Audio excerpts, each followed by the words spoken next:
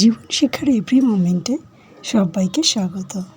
আজকে আমি হাজির হয়েছি নতুন এক রেসিপি নিয়ে।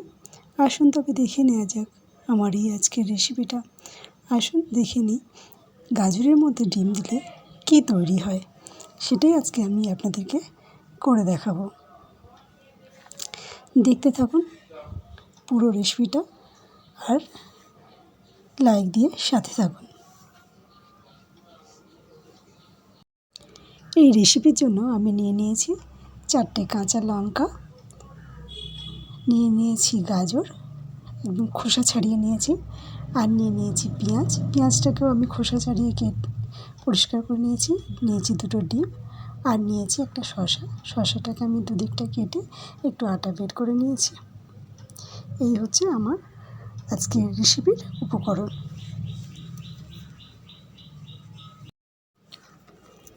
দেখুন এগুলো আমি কেটে নিয়েছি।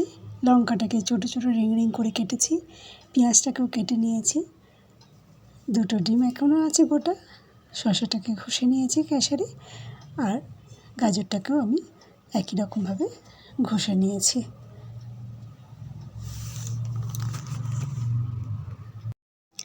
এখানে আমি নিয়ে নিয়েছি 1 বাটি আটা। আটার মধ্যে দিয়ে দিলাম শসাটাকে। এবার আমি দিয়ে দেব গাজরগুলো। গাজরটাও আমি দিয়ে দিলাম। এবার আমি এর মধ্যে অ্যাড করব কাঁচা লঙ্কা। কাঁচা লঙ্কাটাকে দিয়ে দিলাম, আর দিয়ে দেব পেঁয়াজগুলো। পেঁয়াজটা আমি দিয়ে দিলাম। এবার আমি এর মধ্যে দিয়ে দেব ডিম। একটা ডিম ভেঙে দিয়ে দিলাম। এবার আমি আরেকটা ডিমও এর মধ্যে ভেঙে দেব।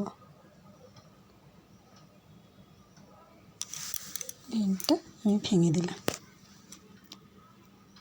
এর মধ্যে দিয়ে দিলাম স্বাদ অনুযায়ী লবণ, দিয়ে এবারে আমি এটাকে ভালো করে মেখে নেব।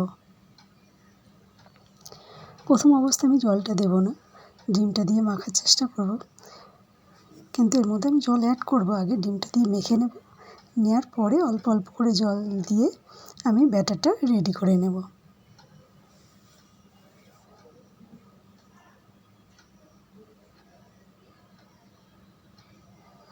কারণ ব্যাটারটা আমি খুব মোটাও করব না, আবার খুব পাতলাও করব না।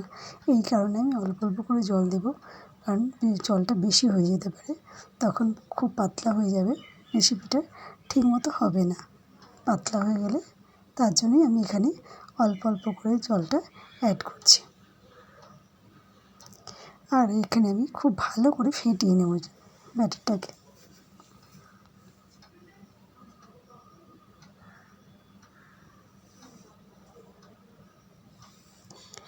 এর মধ্যে আমি অন্য কোনো মশলা এখানে আমি অ্যাড করব না, জাস্ট এটা একদম পুরো মশলা ছাড়া রেসিপিটা আমি রেডি করব। দেখুন ব্যাটারটা আমার মোটামুটি রেডি হয়ে গেছে। আর যেহেতু এখানে শসা আছে, একটু জল ছাড়বে, তার জন্য আমি আর বেশি জল এখানে অ্যাড করলাম না। ব্যাটারটা আমার রেডি হয়ে গেছে। এবার এটাকে আমি ঢাকা দিয়ে রেখে দেব 5 মিনিট। 5 মিনিট পর ফিরে এলাম। চাটুটাকে ওভেনে বসিয়ে দিয়েছি গরম হওয়ার জন্য। চাটুটা গরম হয়ে গেছে। আমি এর মধ্যে অয়েল ব্রাশ করে দিলাম। এবার আমি 1 হাতা ব্যাটার নিয়ে চাটুতে দিয়ে দিলাম, দিয়ে হাতার পিছন দিক দিয়ে এটা একটা রাউন্ড শেপ দিয়ে দেব। এবার এটাকে উপরটা শুকনো হওয়া পর্যন্ত করে অপেক্ষা করব।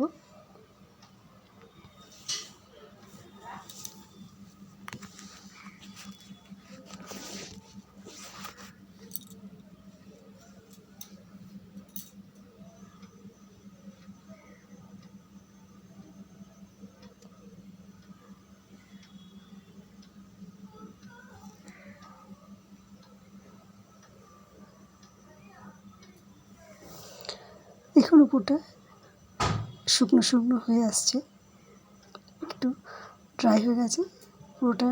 যেহেতু ড্রাই হয়ে গেছে, এবার আমি এর উপরে অয়েল ব্রাশ করে দেব। অয়েল ব্রাশ করে দিলাম।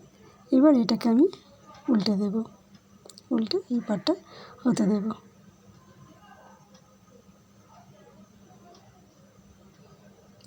এটা কিন্তু একদম ভেদভেদে হবে না, আটা ময়দার পরোটা যেরকম হয় আর কি, একটু ড্রাই থাকে অথচ খেতে নরম হয়, সফট হয়, এটাও ঠিক সেই রকমই হবে। খেতে কিন্তু খুব ভালো লাগবে, টেস্টি হবে, হেলদিও হবে।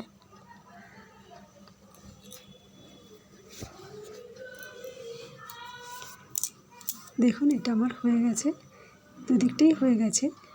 এটাকে আমি তুলে নেব, নিয়ে আবারও আমি এক হাতা আগে অয়েল ব্রাশ করে দেবো, দিয়ে আবারও এক হাতা ব্যাটার দিয়ে হাতার পিছনটা দিকে রাউন্ড শেপ করে দেবো। একই রকমভাবে এটা রেসিপিগুলো আমি সব করে নেব।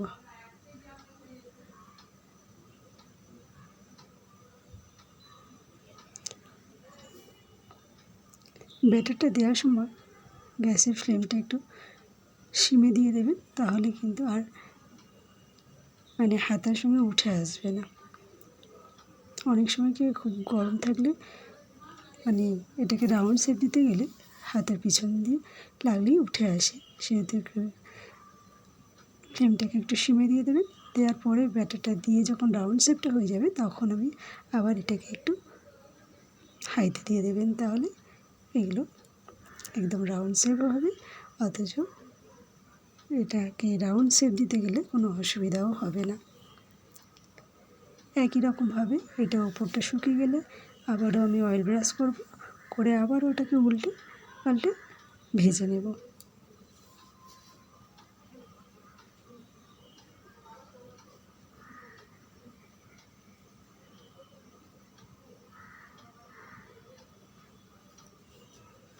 দেখুন ওপরটা শুকিয়ে এসছে, আর একটু বাকি আছে।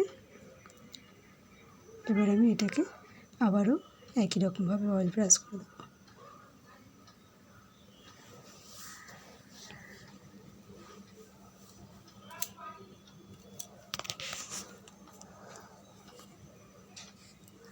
একই রকমভাবে এটাকে উল্টে দিলাম, দিয়ে আবারও এটাকে আমি ভেজে নেব, নিয়ে তুলে নেব।